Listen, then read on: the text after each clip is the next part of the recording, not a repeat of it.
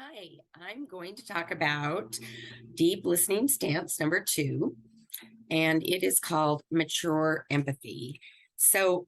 Deep listening stance number 2 just takes us a step further from stance number 1, and it includes understanding a person's experience, responding with compassion, and then actively listening so that you can validate the other person's problems. One problem that we have as leaders is that we want to fix things.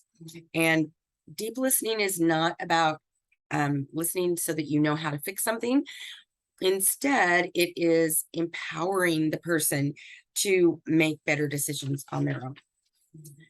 Okay, so what does stance number 2 look like? What does deep listening stance number 2 look like?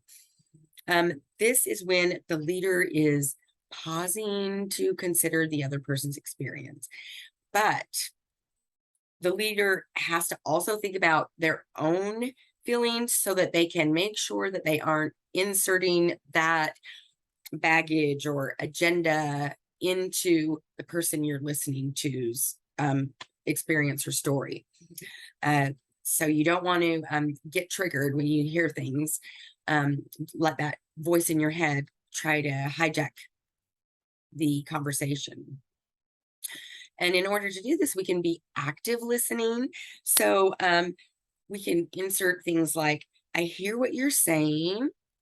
Yes. Is there something else I should know? Comments like that will keep the conversation going with you being the listening person. The third thing that we want to be doing is validating the other person's experience.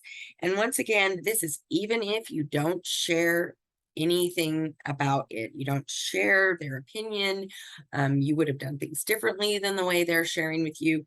You still want to validate their validate what they're saying. So you say, I hear your concern. Oh my goodness, that would be so hard. Thank you for sharing this with me. So those are ways that we can show the person that we are listening and validating their experience.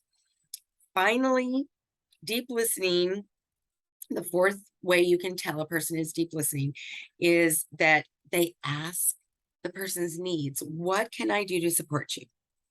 What kind of help do you need? Never assume.